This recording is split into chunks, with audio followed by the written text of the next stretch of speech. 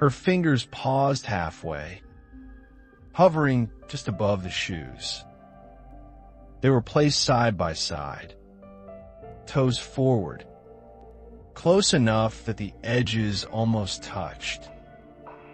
She had set them there earlier. Or maybe it had been longer than that. Time moved differently now. The shoes did not move at all.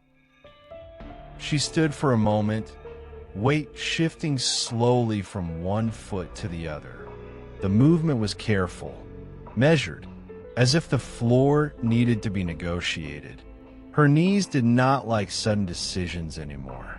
Neither did her back. She waited for her body to settle before letting her hand fall back to her side. The shoes stayed where they were. They were ordinary shoes.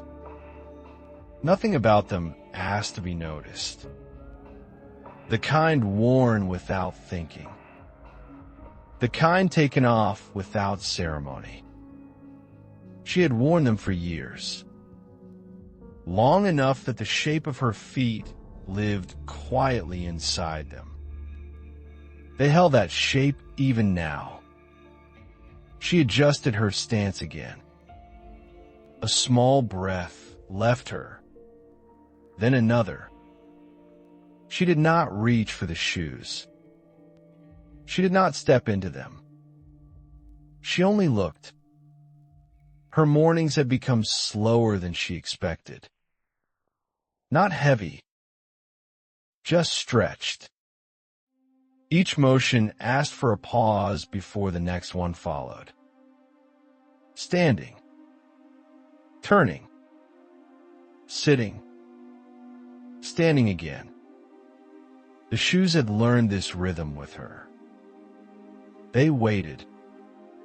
She bent slightly, then straightened again. The motion seemed to reconsider itself halfway through. She smiled, though no one was there to see it.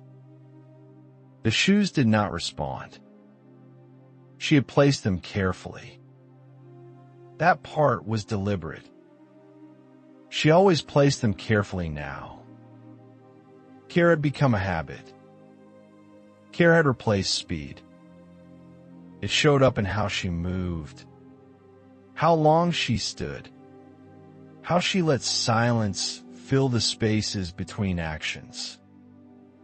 The shoes remained side by side. Her feet felt different without them. Lighter, less protected. The floor sent its coolness up through her soles, and she stayed still long enough to feel it fully.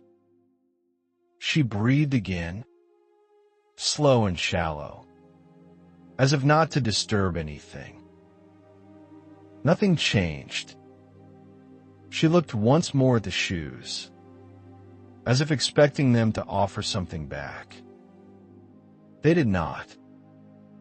They only stayed where she had left them, holding their shape, holding their quiet, waiting without knowing what they were waiting for. She passed them every day. Not closely, not with attention, just enough to know they were there. Her steps curved around them in the same small arc each morning. The body remembered where to go, even when the mind wandered, even when the eyes looked elsewhere. Her habits had narrowed over time. Fewer movements, fewer choices. What remained repeated itself with small variations. She woke. She stood. She paused. She moved. Each action took longer than it once had, but none of them surprised her anymore. The shoes stayed in their place. She did not kick them by accident. She did not forget them. Her feet adjusted their path without asking. Ankles turning slightly inward, knees bending just enough. The motion was subtle, practiced, the kind learned through repetition, not intention. Her hands had changed, the skin thinner, the grip less certain. When she reached for things now, she did it slowly, fingers closing one by one, as if testing the air before trusting it. She did not reach for the shoes. Sometimes she stopped near them without meaning to, standing there, weight settling unevenly. She would wait for the familiar stiffness to ease. The pause belonged to her body, not her thoughts. Her breath shortened during these moments, then lengthened again once the tension passed. The shoes waited through all of it. She had learned to listen to small signals. A pull in the calf, a dull ache along the spine, a warning that arrived quietly and expected to be obeyed. When a signal came, she stopped. When it faded, she moved again. This was how her days arranged themselves now. She moved past the shoes again. They never shifted, never tipped, never asked to be adjusted. She had aligned them once, carefully, and that alignment held. They became part of the path, like a mark on the floor that did not fade. Her body grew tired sooner than it used to. She accepted that without resistance. Fatigue no longer felt like an interruption. It felt like a companion that arrived early and stayed. When it did, she sat. When she sat, her feet rested lightly on the floor bare. The shoes remained nearby, unchanged, keeping their place while everything else learned how to move more slowly around them. There were moments when her eyes stayed on them longer than necessary. Not because she planned to remember anything. It happened on its own. A drift, a soft pulling backward that did not announce itself. Her body would be resting, her hands folded loosely, and her gaze would settle on the shoes without effort. They had been elsewhere before. Not here, not placed so carefully. She could sense that without forming it into a picture. The knowing lived somewhere below memory, closer to muscle than thought. Her feet recognized the shoes in a way her mind no longer needed to. She remembered how movement used to begin without warning, how standing led immediately to walking, how walking led somewhere. There had been a time when shoes were put on while already thinking about the next thing. The hands moved quickly then. The body did not pause to negotiate. The shoes had followed her through that time. She did not replay scenes. She did not name places. What returned instead were sensations. The feeling of weight pressing forward. The sound of steps that landed firmly. The absence of hesitation. Those sensations arrived briefly, then slipped away before she could hold them.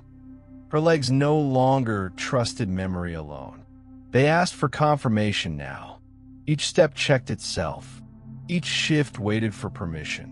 When she imagined moving as she once did, the thought stopped halfway, as if it did not belong to her anymore.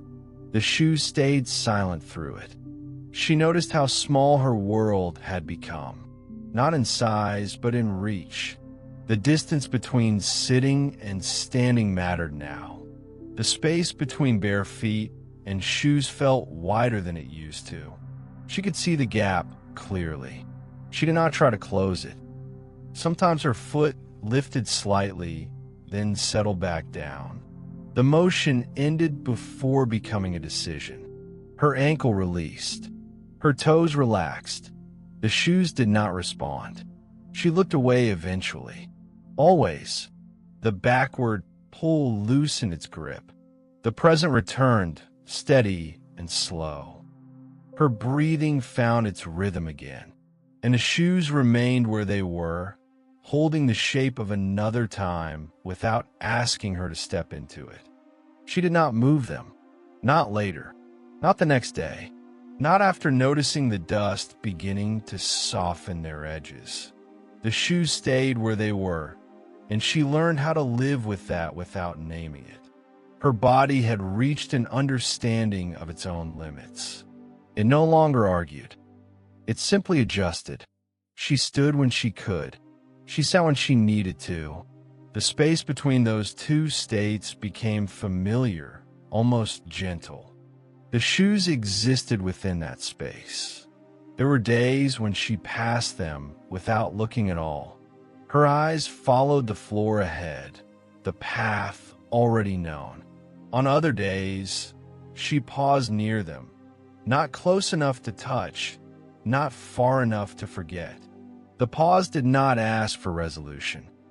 It only lasted as long as it needed to. She had stopped measuring time by what came next. Mornings blended into afternoons. Afternoons softened into quiet evenings. Each part arrived without urgency. Each part left without announcement. The shoes did not mark the hours. Her feet had grown accustomed to the floor. They understood its temperature, its texture, the way it responded to her weight. Walking without shoes became normal, unremarkable. Another small adjustment accepted without resistance. When she felt tired, she rested. When she felt steady, she moved. Nothing else was required. The shoes remained untouched. They no longer represented a choice. They were simply there, present, still, holding a shape that no longer matched the body nearby. She did not correct this. She did not need to. At some point, she stopped expecting herself to return to them. The expectation faded quietly, like breath leaving the body without effort. What remained was not loss. It was space. She stood once more, balanced carefully, then turned away. Her steps were slow, but they were certain. Behind her, the shoes stayed exactly as they had been placed, unchanged, waiting without waiting, while she continued forward in a rhythm that no longer included them. Not every memory is clear, but some never leave. They remain quietly, waiting for an ordinary moment to return. If this story brought something back, it has done enough.